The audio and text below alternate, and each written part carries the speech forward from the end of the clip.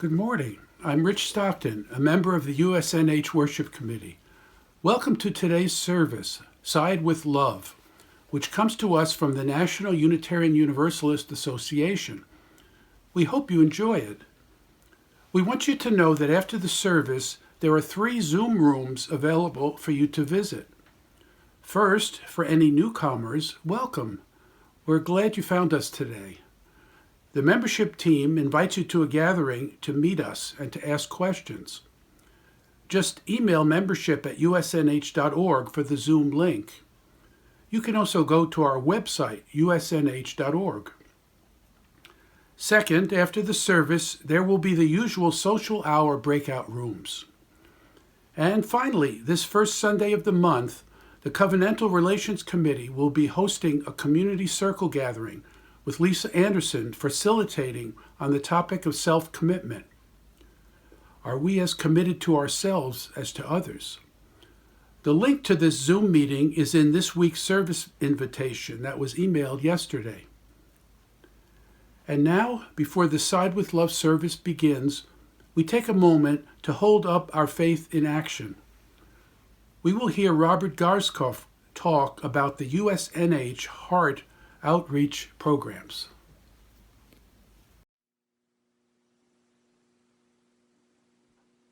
Good morning. My name is Robert. I work on the Heart Task Force, and I wanted to talk with you today about a project we call Columbus House Dinner. I grew up in what you would call a social justice household. My family was very active as far back as I can remember. We went to demonstrations, organized letter writing campaigns, and petition drives in support of many social justice issues over the decades. Until I came to USNH, this was for me the only definition of social justice work that I knew: petitions, letter writing, demonstrations, and other similar work. Columbus House Dinner is something very different. Each month, the Heart team, with the support of the entire USNH community, buys the food for an entire dinner on the 4th Friday of each month. We bring the food down to the shelter, prepare a meal, and serve it to our guests. Dinner is for between about 50 and 100 people. The pandemic has changed all of that. Currently, most of the homeless in New Haven are being housed in a few hotels in the area that can maintain social distancing. They number about 235 at this time. Food is purchased and then prepared at the Columbus House kitchen, and then delivered to the hotels along with groceries. What Columbus House needs to care for the homeless is funding to continue to pay for those hotel rooms and that food. During the pandemic, USNH is focused on raising money to contribute to Columbus House to provide the homeless of our community. This is and will be the ongoing need each month. Feeding the homeless is not about solving the problems that create homelessness. It is about helping people in need. Columbus House Dinner is, for me, putting my values into practice. If you want to get involved with Columbus House Dinner, please watch for us in the weekly USNH newsletter. You can also email us at heart@usnh.org. In this time of the pandemic, we cannot directly go to the homeless shelter to serve a dinner, but we can provide the funding to the shelter to help them meet the needs of the homeless community, which has grown during this pandemic. Columbus House Dinner is not a solution to homelessness, but it is the compassionate response.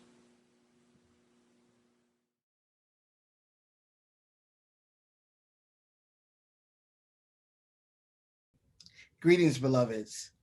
It is from a deep place of love and thankfulness that I welcome you to our 2021 Side with Love Sunday.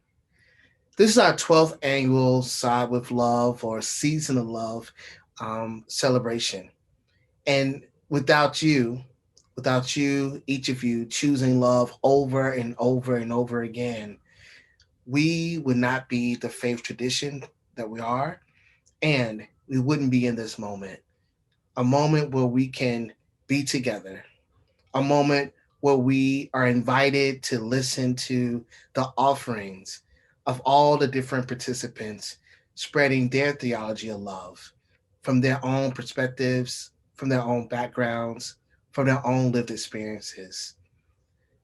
At the same time, it is a call. It is a call and response to us to really embody, to live into love, to live into the values, the practices associated with the UU faith, to be in right relationship with movement at this moment. I always say to myself and even to my son Elijah, I ask us, what is love calling us to do? In this moment, as you enjoy and listen and absorb and allow yourself to be changed by the words you'll hear from the wonderful people um, that will be coming up next. I hope you will hold on to what is love asking you to do. And throughout this year and throughout your years, may you constantly, continuously, with rigor and intentionality, choose love over and over again. Welcome, beloveds. Thank you. Thank you for your time. And thank you for being you.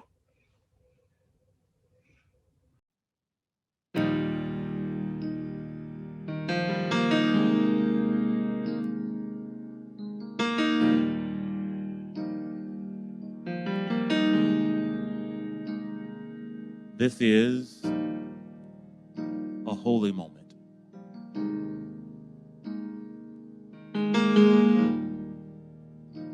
When we're gathered together,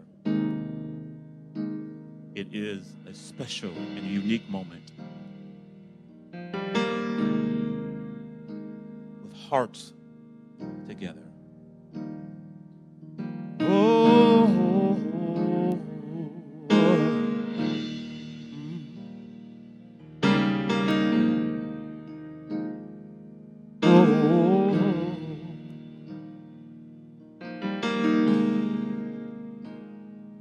when our heart is in a holy place, when our heart is in a holy place,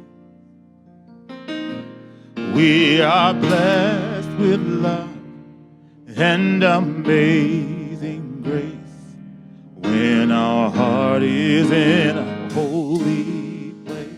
Sing it with us, would you? When our heart is in a holy place. When our heart is in a holy place, we are blessed with love and amazing.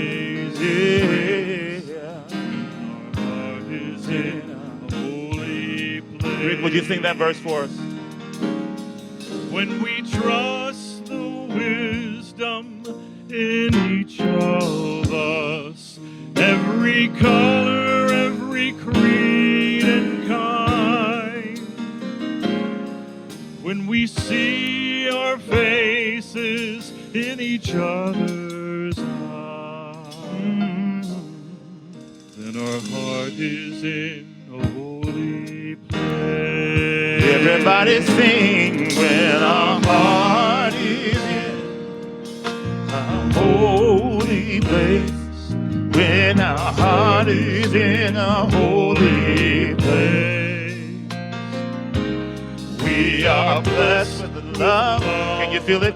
And amazing grace. Yeah, when our heart is in a holy place. When our heart is in a holy place. Yeah. When our heart is in a holy place. Holy place. We are blessed with love and amazing grace. Yeah. When our heart is in a holy place.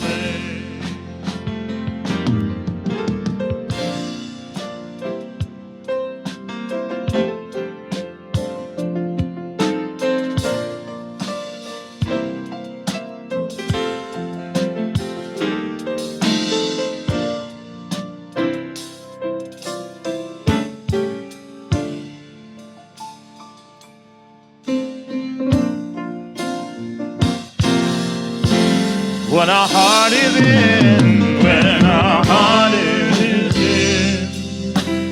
Holy Reach out and touch somebody if you can. Heart is in a holy place. Let him know that your heart is with him. We are blessed with love and amazing grace. When our heart is in a holy place. When our heart is in a holy place. When our heart is in a holy place. we are blessed with love and amazing grace. When our heart is in Holy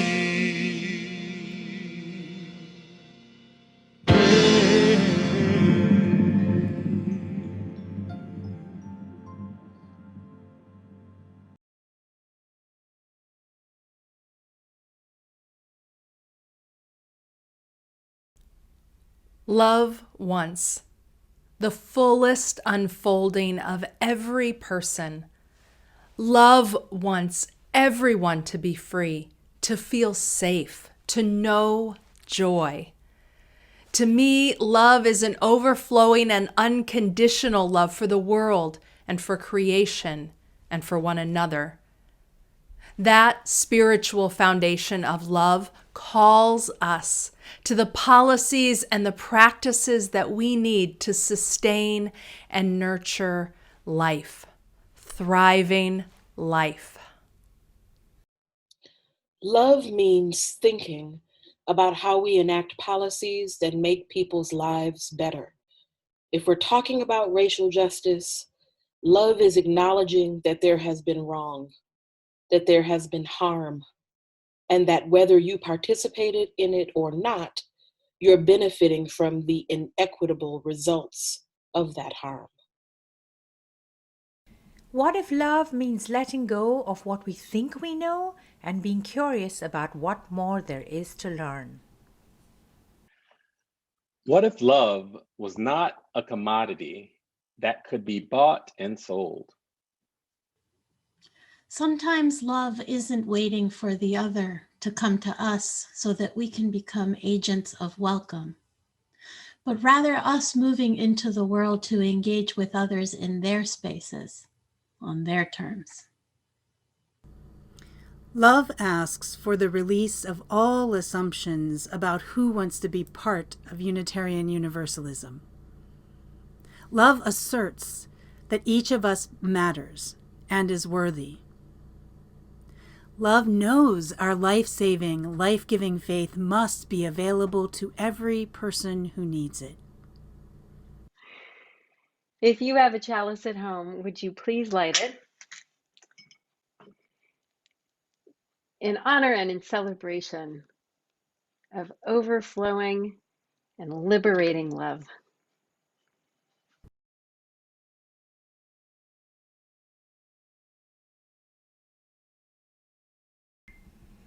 My name is Tuli, and I have a story for you. In a little bit, you are going to hear about how there came to be an agreement between some inhabitants of the earth. An agreement is sometimes called a promise or a contract or even a covenant. All these words mean similar things, that two or more people or animals or others have come together and agreed on something. And not necessarily two or more people. Sometimes we have to have an agreement within ourselves, with ourselves. And it can be hard to come to an agreement. Think of a time when this might have been for you. Perhaps you wanted to play Legos, but your friend did not. Perhaps you wanted to pretend play to be on a ship and your brother or sister wanted to read a book. Or maybe you witnessed someone doing something and you wanted to convince them to not do it. How did it work out? Did you have to give up what you were doing? Did the other person have to? It can be hard, right? Sometimes, even after we have reached an agreement and decided how to work or play together, it might not be carried out and more disagreement might arise. And we might feel very hurt and upset. Can you think of a time when that happened to you? Someone agreed to do something and then couldn't do it. Or you were promised something and then the promise was broken. How did that feel? We are all going to make mistakes and break promises, even though we might have tried very hard not to. What makes this even more complicated is that there might be another person who is hurt by what we decide or agree to. We might not even see them or know that they are being affected.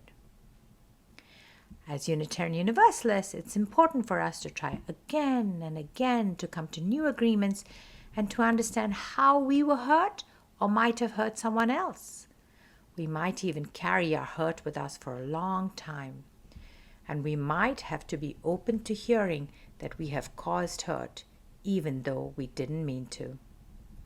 But we can try to work hard to repair the damage that might have been done, either to us or by us. In fact, this is an obligation, something we have to try to do. Sometimes this can be tiring and take a really long time, and we might have to give up something or have the other person give up something. We can make new agreements and begin anew. As you listen to what's coming up, think about what each of the creatures had to do to come to this new agreement. The Agreement by Barry Lopez. One time, before there were any people walking around this valley, there were bear people. There were also salmon people. The bear people had an agreement with the salmon people. The salmon would come upriver every fall, and the bear would acknowledge this and take what they needed. This is the way it was with everything. Everyone lived by certain agreements and courtesies. But the salmon people and the bear people had no agreement with the river. It had been overlooked. No one thought it was even necessary. Well, it was. One fall, the river pulled itself back into the shore trees and wouldn't let the salmon enter from the ocean. Whenever they would try, the river would pull back and leave the salmon stranded on the beach. There was a long argument, a lot of talk. Finally, the river let the salmon enter. But when the salmon got up into this country where the bears lived, the river began to run in two directions at once, north on one side, south on the other, roaring, heaving white water and rolling big boulders up on the banks. Then the river was suddenly still. The salmon were afraid to move.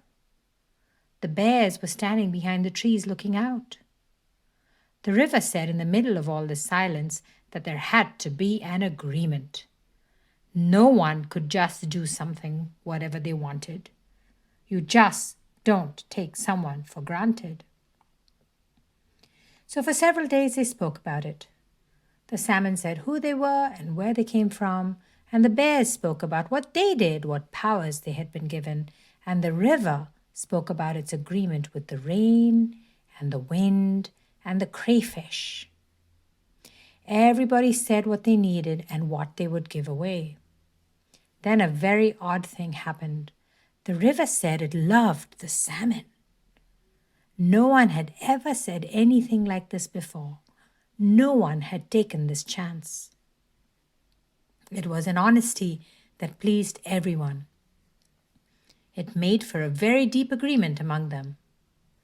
Well, they were able to reach an understanding about their obligations to each other, and so everyone went their way. This remains unchanged. Time has nothing to do with this. This is not a story. When you feel the river shuddering against your legs, you are feeling the presence of all these agreements.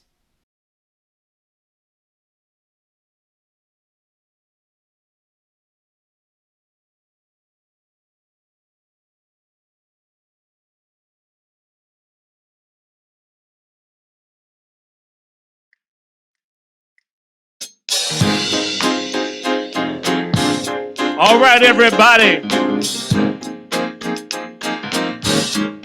Please rise and body your spirit as you're able.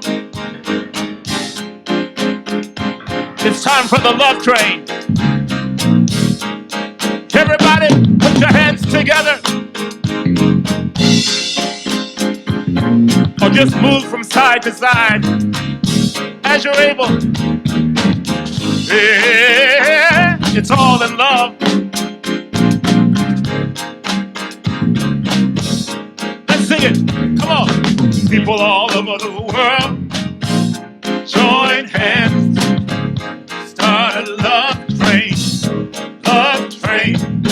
People all over the world, join hands. Start a love train.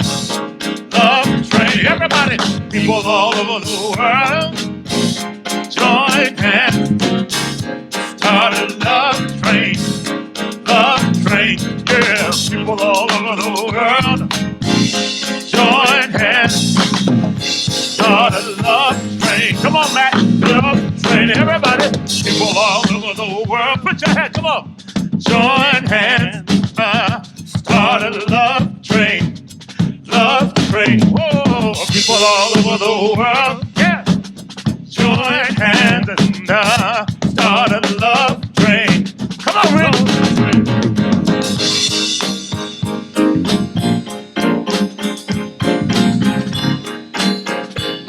Yes, sir.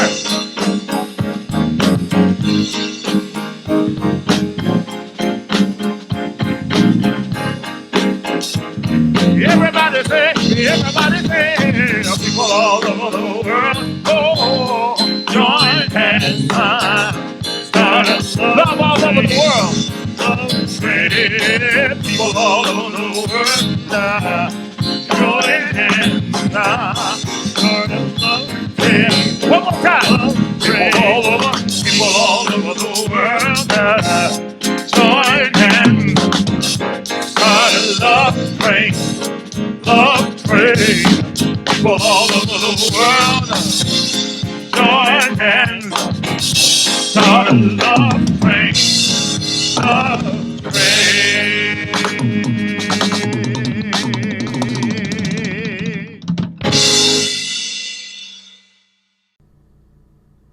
My name is Laura Conkle, and you may use they/them pronouns to refer to me. I'm so glad you're here with me and my trans and non-binary, queer, disabled, surviving poverty, first generation with access to college, self. Welcome, dear ones. Welcome, welcome, welcome. We are here, yes. And there's so much that fractures our we. In Unitarian Universalism, our assumptions about each other so often fracture our sense of we. I wish for us to love on and heal our we.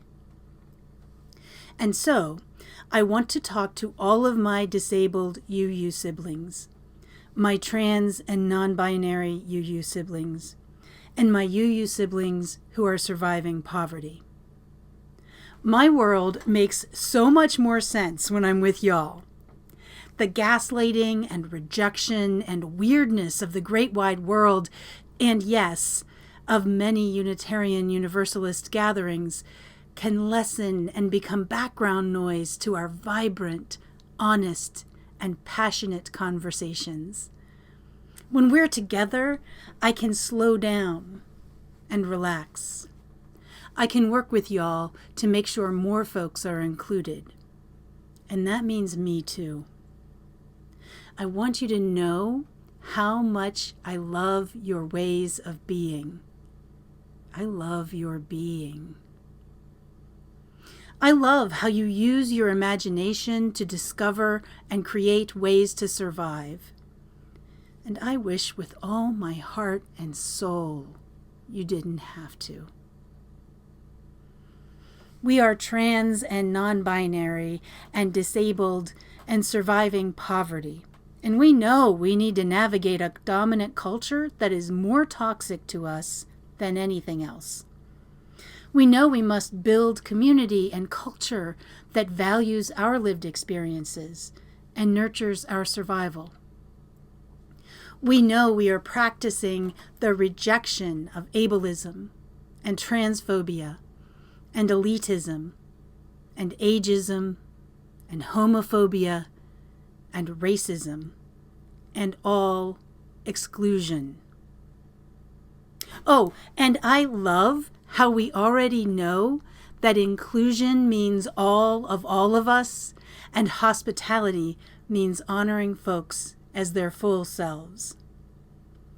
We know we need disability justice, queer theology, funding of expenses, access accommodations, inclusive language, scholarships, plain language explanations, gender-neutral bathrooms, childcare, and all the things that can make it possible for us to be safe and well, loved, and held sacred within Unitarian Universalism writ large.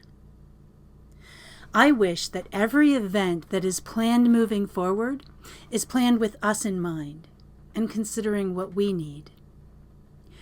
I wish that more and more reflections, sermons, and sacred texts include us and our wisdom.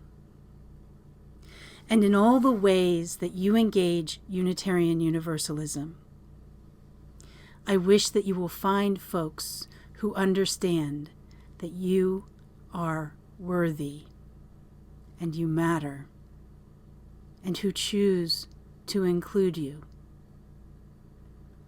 Our collective spiritual growth and resilience are important not just to us, but to all Unitarian Universalists.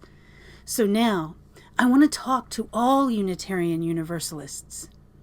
I want us all together to build our resistance to the many assumptions folks make about who is in the room, who is at the table, and who is in Unitarian Universalist spaces, online and otherwise. I pray that each of us decides to begin to heal our we. I pray that we cast off assumptions and choose to build a Unitarian Universalism that holds each and every person sacred and worthy of hospitality and inclusion. May we know our potential for love and beauty. We are love and beauty. Real love that stretches to encompass our human fallibility we all have. Resilient love that unfurls to create and support our vulnerability we need to thrive. Actual beauty that honors all seasons, phases, and aspects of life. Fierce love and fierce beauty. Fierce enough to stay in touch with and reflect reality. We are beautiful, smart, and strong. We are fallible, whole, and vulnerable. We are right here, right now. We matter. So may it be for you. So may it be for me. So may it be for all of us.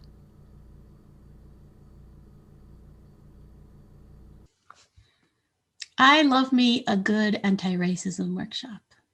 From the very first one that I led back in 1994, back then we used to call them diversity sessions, I got hooked. I found it was so powerful, so exciting to help a group of people engage in conversations about their social location, their commitment to change, their desire for justice. It was really, really amazing, and an early formational experience that led me down this vocational path.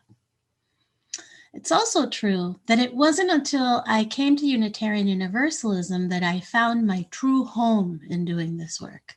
Because before that, I used to do this work in academia and in nonprofit spaces, and it was much more of a brainy, heady thing. It was about the ideas and the sociology, which of course is very important and it's central to the work. But once I discovered the possibility of having these conversations as faith formation, everything shifted for me.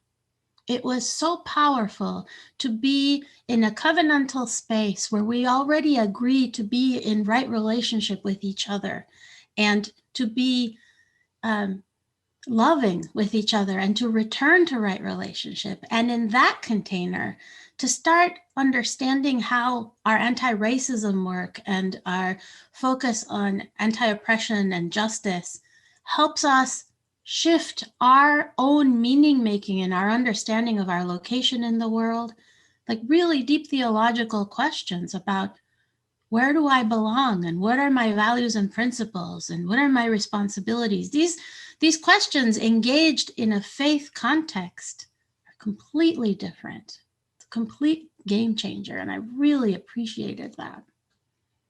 Now, it's true that I really enjoy designing a good workshop, having an arc, knowing what's going to happen, planning for things, and then having them occur the way that I planned. I mean, that's very satisfying. Yes, as a facilitator, it is one of my favorite things. And I am discovering that the most powerful learning actually occurs when we go off the agenda. When we go off the agenda, it's usually because something has happened in the room and we need to attend to something that shifted. So it could be that someone says something that's like a microaggression. It could be that the learning in the room requires us to pivot. The questions that are coming up are not following the original plan.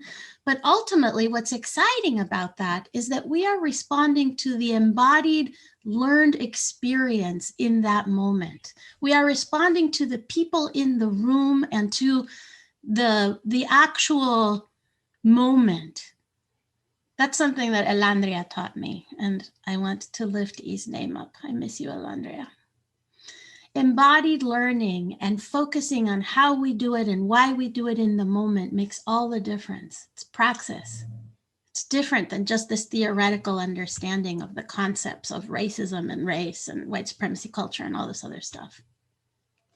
It's also true that when we interrupt the process and we attend to what's happening in the room, it's important to center the person who may have been harmed. And usually the person who has been harmed is a person with a marginalized identity. And that is valuable to remember as a principle in our work. We center the folks who have the lived experience and who in the moment have something to offer through their experience and through the moment. Doesn't mean that we put people of color and people with marginalized identities on pedestals as educators and experts. It means that we respond in the moment to what's happening. We use the holy muscle of interruption to trust that being with each other in real time is the most important learning. Understanding how power is playing in the room in that moment is one of the most important ways that we can actually decenter the traditional ways of doing things. Because otherwise, in our own educational settings, we still have white supremacy culture dominating and running us. And that's what we are trying to decenter. So I lift up a prayer for all of you who are engaged in this important work of keeping it real, of keeping connected to each other and saying what's true in the moment. May we continue to strengthen that muscle. May we continue to trust that truth-telling and speaking truth to power is one of the ways that we do this liberation work. May it be so, and amen.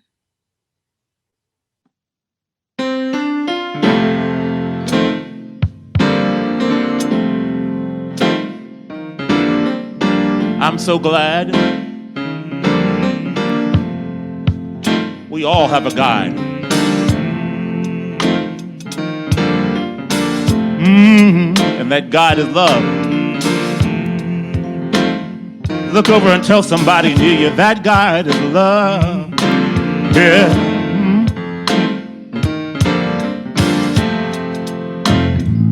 Love will guide us. Peace hath tried us.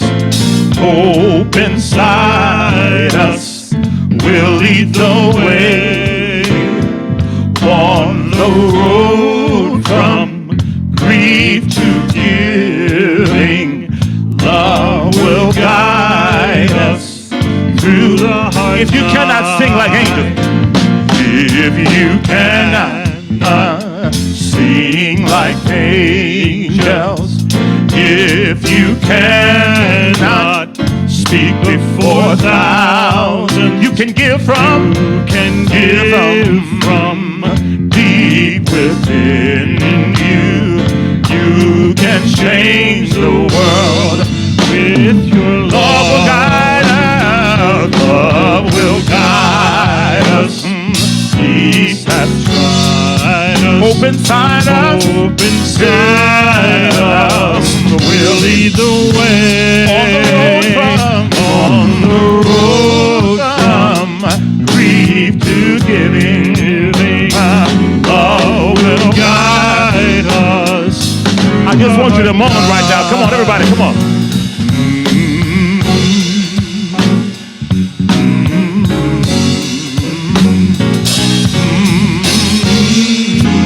Yeah.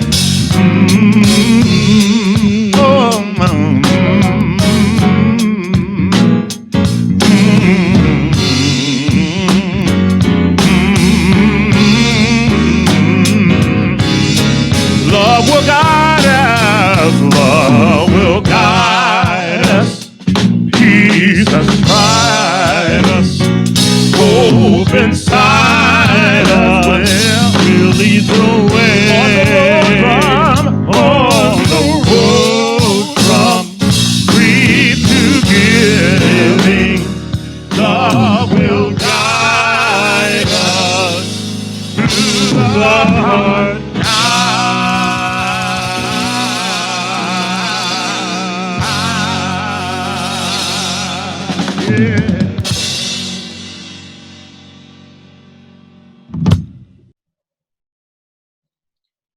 You know, in every moment, even if it doesn't feel like it, life is giving us an invitation.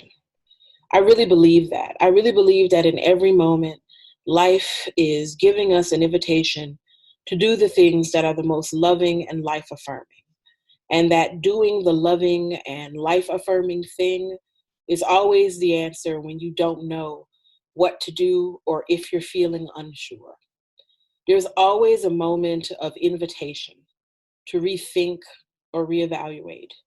We're being invited into this cosmic dance of renewal and joy and justice, but you have to make the justice.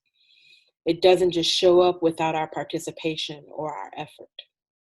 Things don't get better just by us waiting for them to happen.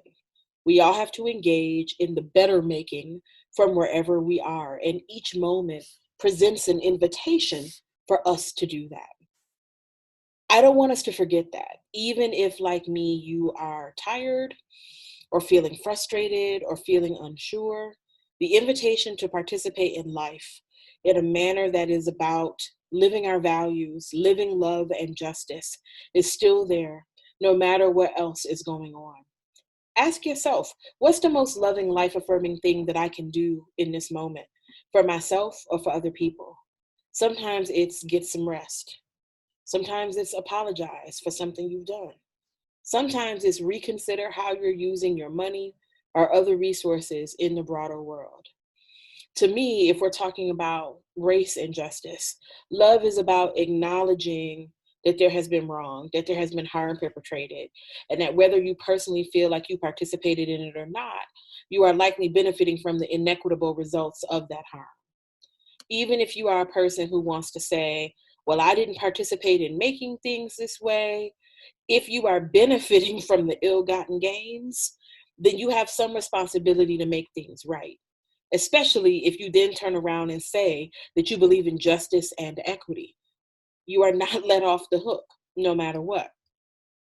When we have broader conversations about reparations or what it looks like to repair, particularly the harms that have been done to Indigenous communities, Black communities, other communities of color, I believe that love means thinking about the resources that enable life. So what does reparation look like at the intersection of communities of color and healthcare, or communities of color and education?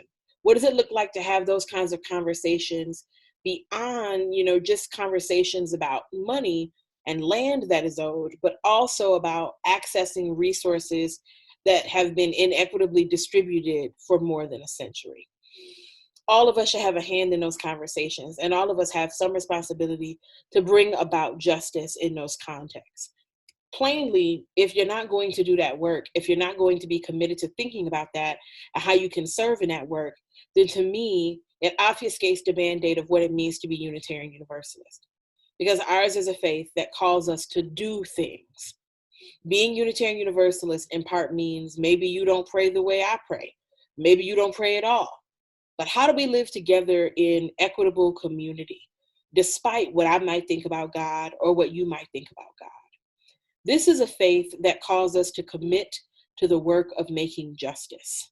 This is a faith that calls us to think about what it means not to believe the same, but to live together in beloved community, despite our own discrete perspectives about spirituality or the afterlife. That is a part of the call, the mandate of what it is to be Unitarian Universalist, to figure out how we live together in loving, equitable, just relationship with each other. I believe that the proof of our faith is the extent to which we do that. The proof of our faith is not in some confession that we make. The proof of our faith is not in some words that we say. The essence of our endeavor, the proof of what we believe, is in how we do the work of bringing about love, justice, and community. As Unitarian Universalists, I think we've given up perhaps too quickly on notions of salvation. If we think about the notion of being saved from harm, I don't know that it's actually possible to have personal salvation beyond the community. There's no way for you to have salvation and some kind of perfect, flourishing life outcome while everything around you is suffering and burning, because we're all connected. We are. If COVID hasn't reaffirmed in your mind that we're all connected, I really don't know what to tell you. Here we are right now, suffering through a global pandemic together. People are passing a deadly virus to each other through our breath that we can't see. That's a metaphor for us all being connected, if I've ever heard one. I think it's something that we would do well to think about and remember. Our salvation is intimately tied up in each other's ability to see other people as worthwhile, all human beings as valuable and possessing dignity. All life is having value and possessing dignity. Now, that's not the same as liking me. This is not, I need you to like me. This is not, I need us to be best friends so that we can go to the shopping mall together. This is understand that I have as much of a right to human thriving and flourishing as anybody else, and that I have as much to offer as anyone else. And so do you. How do we create a context where all of that is possible, where all that human thriving and life is possible? That's going to require sacrifice and time and deep listening and nuance. But that's what being a Unitarian Universalist requires. Other faith traditions ask for other things. This is what Unitarian Universalism asks of us. This is what we signed up for. And to me, this is serious. The call of our faith is critical right now. Ours is not a faith of anything goes. When I hear people say, I'm a UU because I can believe whatever I want, that's actually the furthest thing from the truth. It's time to lean into whether or not we really believe it. Or are we just saying it to give ourselves the illusion of faith community? So we can feel like we have some kind of faith tradition. Do we really believe in the values of our faith enough to enact them in the larger world in a manner that is bold and clear and unequivocal? People need to know, especially in this moment, what our commitments are. And if we're going to say that we are a faith that is committed to justice, equity, and compassion in human relations, we have to actually do that. It's not just about saying the thing, we have to do the thing. Frankly, I'd feel better if we did less saying and more doing. I need us to have the collective maturity now to do what it is our faith asks us to do. Amen. Amen. Ashe. Love is asking something of us, and Unitarian Universalism is demanding something of us. It can be a lot to take the thoughts that are moving through our mind and to let them trickle down and integrate into our hearts, into our spirits. Let's go there now. Our worship service is shifting into a time of devotion and contemplation, where we can be alone with ourselves, with the breath, and with that which is larger than us.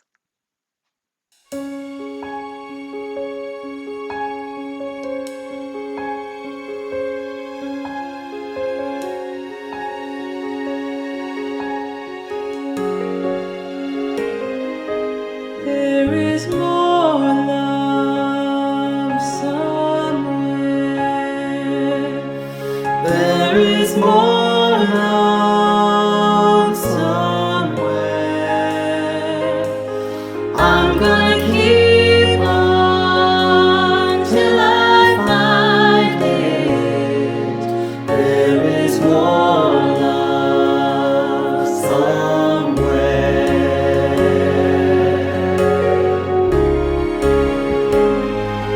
There is more hope somewhere. There is more hope somewhere. I'm gonna keep on till I find it. There is more hope somewhere.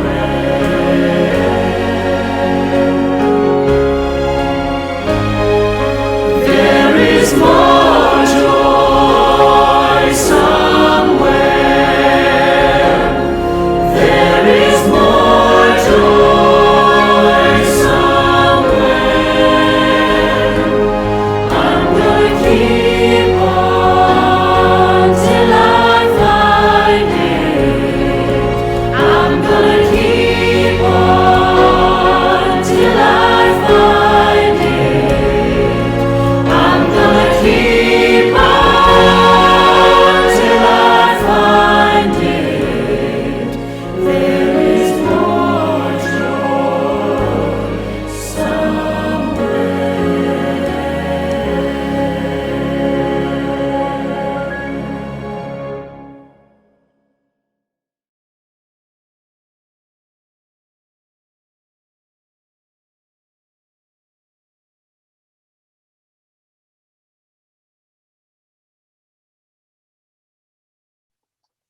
Hello, I'm the Reverend Michael Crumpler, and I will be leading you in a brief moment of prayer and meditation. So let's begin by ensuring that you are comfortable and relaxed wherever you are, whether at your desk or on your couch or on the floor. If you would just, relax your shoulders. Breathe in, breathe out. Loosen your jaw.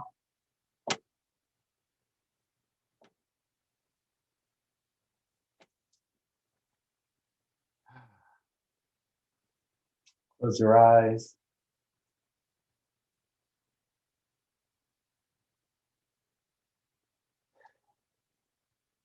And think about all that you are experiencing in the world.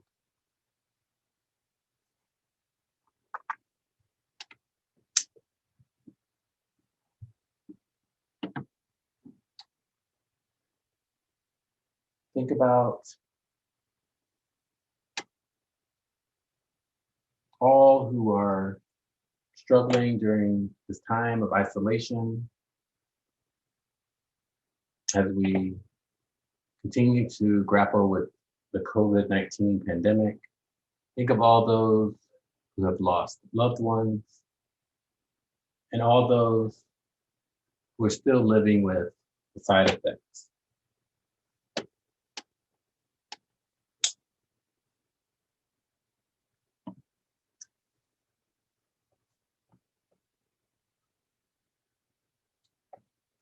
Think of those who are still traumatized by the events of January 6th.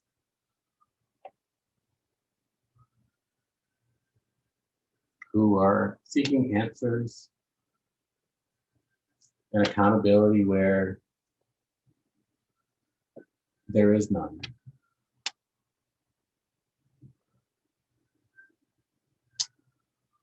Think about this new day.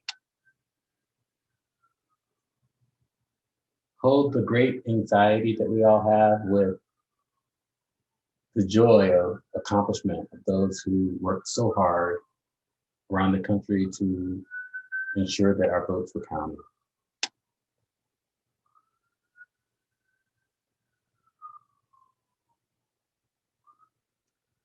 Now come back to yourself and your home and your family and all that you have to do.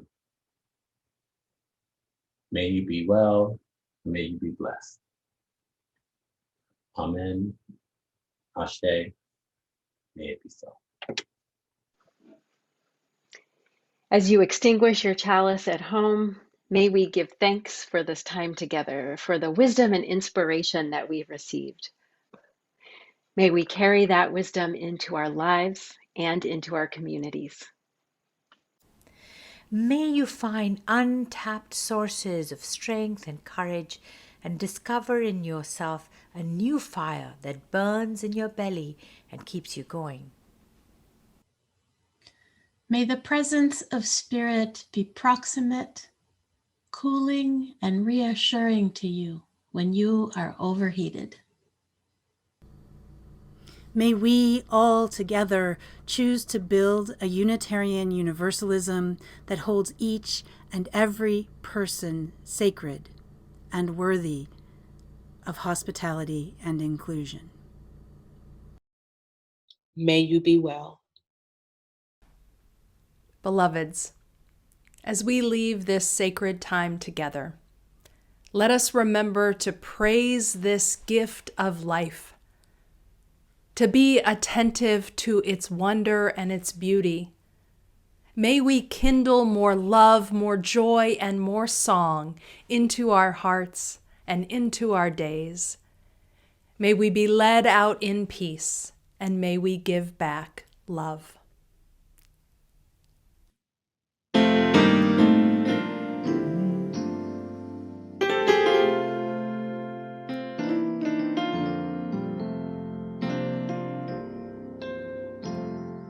Sometimes in our life,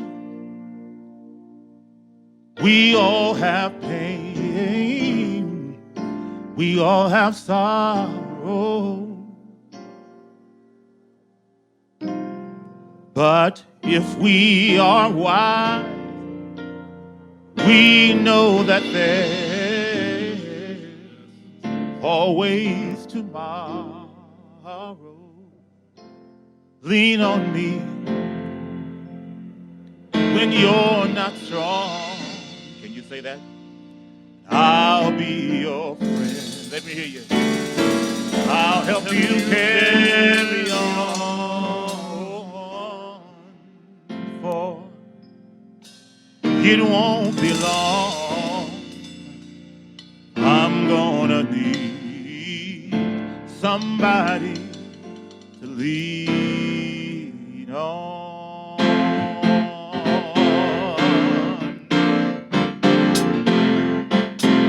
Lean on me. Lean on me when you're not strong. And I'll be your friend. I'll help you carry on. For it won't be long till I'm gonna need somebody to lead. Sing it, brother Rick, come on. If there is a load you have to bear that you can't carry, well, I'm share your load. If you just lean on me, yeah. Everybody, when you're not strong, I'll be your friend, I'll be your friend. Yeah, I'll help you carry on. For it won't be long till I'm gonna need somebody to lean. All right, you just call on me, brother, when you need a hand. We all need somebody to lean. I just might have a problem, I might have a problem that you'll understand. We all need somebody to lean. Lean on me, lean on me. When you're not strong, yeah, I'll be your friend. I'll help you carry on. Oh, it won't be long till I'm gonna need somebody to. All right, you just call on me, sister. You just call on me, sister. And you be a hand. We all need somebody to lead. I just might have a problem. I might have a problem that you'll understand. We all need somebody to lead. Lean on me, yeah. When you're not strong, yeah, and I'll be your friend. Everybody sing, I'll help you carry on. Oh, it won't be long. I'm gonna need somebody to lean on. Let me hear you say, yeah, come on.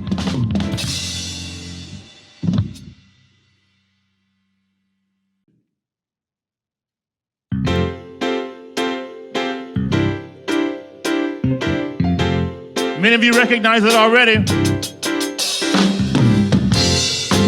It is truly all we need. I want you to sing it with us. Come on. All you need is love. Yeah. All you need is love. All you need is love. Love. Love is all you need. Everybody sing. All you need is love. Yeah. I love it, Rick. All you need is love. All you need is love. Love. Love is all you need. Do it like this. Love, love, love. Love, love, love. Love, love, love. Everybody say love, love, love. Love, love, love. Love, love. Put your hands together.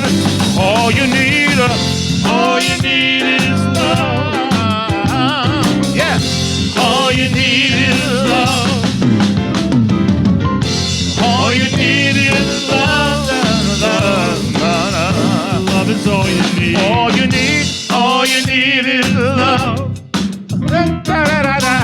All you need is love. Do it, Rick. All you need is love, love. Yeah. Love is all you need. Love, love, love. Love, love, love. I see you moving. Come on. Love.